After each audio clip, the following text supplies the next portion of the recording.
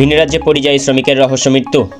8 দিন নিখোঁজ থাকার পর রেল লাইনের ধারে জঙ্গল থেকে উদ্ধার ক্ষতবিক্ষত দেহ। খুন করা হয়েছে অনুমান পরিবারের। একমাত্র রোজগেরের সদস্যের মৃত্যুতে অথই জলে পরিবার। 2 নাবালক সন্তানকে নিয়ে মাথায় হাত অসহায় স্ত্রীর।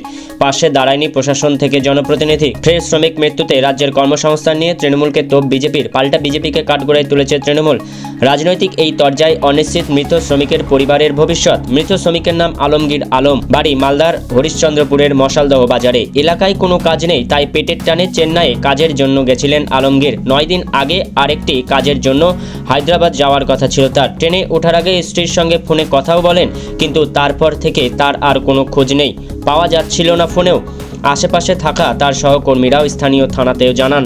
8 দিন নিখোঁজ থাকার পর চেন্নাইয়ের যে স্টেশন থেকে হায়দ্রাবাদ যাওয়ার উদ্দেশ্যে তার ট্রেনে ওঠার কথা ছিল, তার পরবর্তী স্টেশনের কাছাকাছি রেল লাইনের ধারের জঙ্গল থেকে আলমগীরের ক্ষতবিক্ষত দেহ উদ্ধার হয়। খবর আসতেই কান্নায় ভেঙে পড়ে স্ত্রী থেকে শুরু করে পরিবারের লোকেরা। আলমগীরের উপরে নির্ভর ছিল সমস্ত সংসার। ছোট ছোট 2 সন্তান রয়েছে। গভীর শোকের মাঝেই অনিশ্চিত ভবিষ্যৎ নিয়ে দুশ্চিন্তায় আলমগীরের স্ত্রী। এখনো পর্যন্ত প্রশাসন বা জনপ্রতিনিধিরা কেউ দেখা করেননি। এই পরিস্থিতিতে হরিশ্চন্দ্রপুরের বিশিষ্ট ব্যবসায়ী তথা সমাজসেবী মতিউর রহমানের কাছে সাহায্যের আবেদন করেছে পরিবার। প্রসঙ্গত, মতিউর বাবু ব্যক্তিগতভাবে ঘোষণা করেছেন, ভিন রাজ্যে কাজে গিয়ে চাচল মহকুমার যে কোনো এলাকার শ্রমিকের মৃত্যু হলে তিনি পরিবারকে 1 লক্ষ টাকার চেক দেবেন। এই পরিস্থিতিতে তার কাছে আবেদন জানিয়েছেন পরিবারের লোকেরা। অন্যদিকে বিজেপির অভিযোগ, তৃণমূলের কারণে রাজ্যের শ্রমিকদের বাইরে গিয়ে বারবার বিপদে পড়তে হচ্ছে। পাল্টা তৃণমূলের দাবি, 100 দিনের কাজ বন্ধ করে শ্রমিকদের বিপাকে ফেলেছে বিজেপি। এখন বিজেপির মদতেই ভিন রাজ্যে বেছে বেছে বাংলার শ্রমিকদের উপর আক্রমণ হচ্ছে। কাজে গিয়েছিল ওখানে। কোথায় কাজ করছিল? ওখান থেকে পেমেন্ট নিয়ে এনেছে ঠিকাদারের কাছ থেকে। দেখুন না, হায়দ্রাবাদ যাচ্ছিল।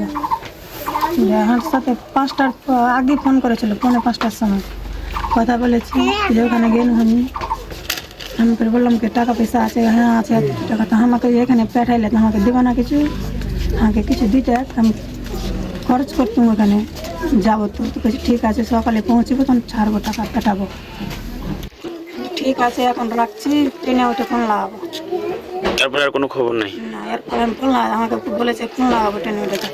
তারপরে আমি ফোন লাগাই না, তো আমি ফের করছি। মানে কোথা থেকে কোথায় যাচ্ছিল? চেন্নাইতে কাজ করছিল? চেন্নাই থেকে কোথায় যাচ্ছিল? হায়দ্রাবাদ। আচ্ছা, তারপরে কথা হয়েছিল?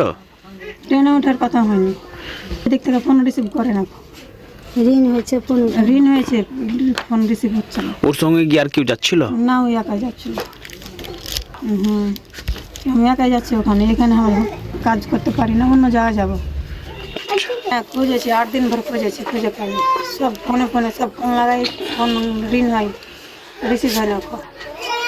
3 দিন ঋণ হলো, তারপরে মোবাইল সুইচ অফ। চেন্নাই থানা সব জায়গাতে গেল, ওখানকার থানাতে ছুটি আছিল, মানে পূজা চলছিল, তার জন্য এত লেট হলো। 9 দিন পরে পাওয়া গেছে বডি। তো ওখানে চেন্নাই কি অবস্থায় পাওয়া গেছে বডি? রেল লাইনের ধারে পড়ে আছে।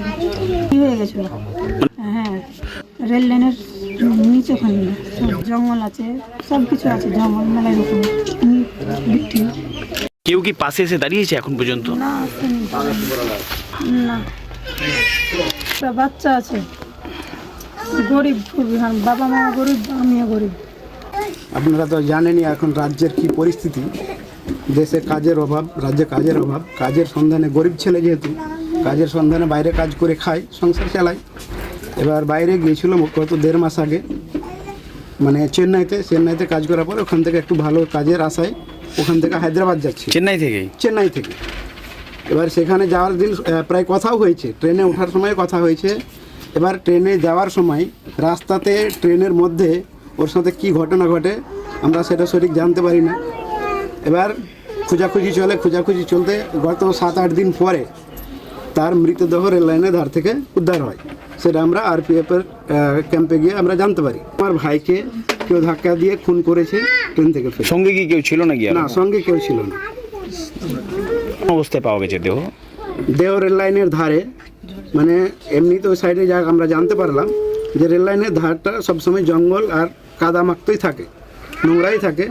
তো অবস্থায় পাওয়া গেছে। মুখের চেহারা যে যা মনে হচ্ছে, মানে কেউ পিছন থেকে ধাক্কা দিয়েছে এরকমই কনফার্ম মনে হচ্ছে, কেন মুখের আকৃতি কোনো ঠিকঠাক ছিল না। এখন পর্যন্ত সেরকম কেউ আসেনি। কেউ হাত বাড়িয়ে দেয়নি। আর এত বড় একটা ঘটনা, একটা গরিব ছেলে যার দুটো সন্তান রয়েছে, সে কি করবে না করবে, কিভাবে চলবে, কিভাবে খাওয়া দাওয়া করবে, তার মানে কোনো খোঁজ খবর এখন পর্যন্ত কোনো প্রশাসনিক দিক থেকে হোক বা রাজনৈতিক দিক থেকে হোক কেউ কিন্তু এখনো আসেনি। অনেক নেতা আছে, অনেক প্রশাসনিক আধিকারিক আছে, কেউ আসেনি। আমরা চাইছি, এখন প্রথমত আমরা জানতে পারছি, আমরা দেখছি আমাদের গরিবের বন্ধু মতিবুর রহমান প্রায় জায়গাতে গরিব ছেলেদের, গরিবদের জন্য অনেক কিছু করে দিয়েছে।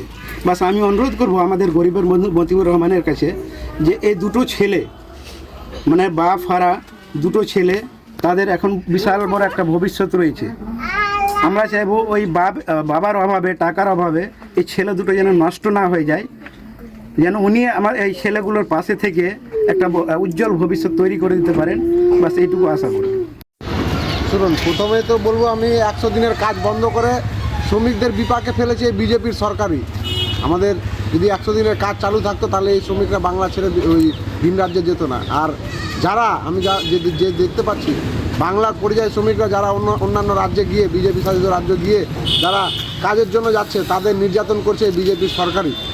তো সামনে আগামীতে 26-এর নির্বাচন, এই পরিযায়ী শ্রমিকদের থেকে আওয়াজ উঠবে এবং এই বিজেপির যেটুকুও বাকি আছে পশ্চিমবাংলায় উপরে বঙ্গোপসাগরে ভাসিয়ে আসবে এই পরিযায়ী শ্রমিকরা।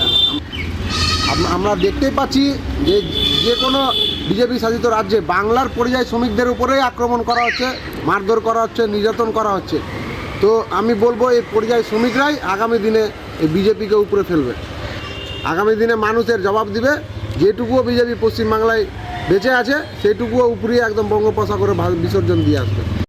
দেখুন, 34 বছর সিপিএম ক্ষমতায় ছিল, সেই সময়ে কোনো কাজ ছিল না। সিপিএম এই রাজ্যটাকে পুরো খোকলা করে দিয়েছে, বেকারত্ব বাড়িয়ে দিয়েছিল। তারপরে আসলো চোরদের সরকারকে সরিয়ে আসলো ডাকাত রানীর সরকার। ডাকাত রানীর সরকার আসার পরে কী হলো, 15 বছর ধরে কী করছে, লুট চলছে, সন্ত্রাস চলছে, বেকারত্ব আরও বেড়ে গেছে। যখন রাজ্যের মধ্যে কোনো কাজ নেই তো কী করবে বেকার যুবক যুবতীরা, কী করবে? ভিন রাজ্যে কাজ করতে যাচ্ছে। বিজেপি শাসিত রাজ্যগুলোতে বিশেষ করে কাজগুলো পাচ্ছে বলে বাইরে যাচ্ছে। বাইরে গিয়ে যদি এই রাজ্যে যদি কাজ না থাকে তো বাইরে স্বাভাবিকভাবে যাবে। এখন খুন হয়েছে কি খুন হয়নি তো সেটা ওখানকার পুলিশ তদন্ত করে দেখবে। এখানকার যারা অভিভাবক আছেন পরিযায়ী শ্রমিকের, সেখানটায় গিয়ে কেস করতে হবে, মোকদ্দমা করতে হবে, তারপর দুধ চলকাচল হবে। কিন্তু এই রাজ্যে যতদিন তৃণমূল কংগ্রেস ক্ষমতায় থাকবে ততদিন বেকারত্বের পরিমাণ বেড়ে যাবে। হ্যাঁ, পুঁজিপতি কারা হবে? তৃণমূলের ছোট মেজো সেজো নেতা মন্ত্রী কর্মী সবার অট্টালিকা হবে, গাড়ি হবে, বাড়ি হবে, এসব বৃদ্ধি পাবে। কিন্তু যারা প্রকৃত যুবক যুবতীরা শিক্ষিত তারা কোনো কাজ পাবে না।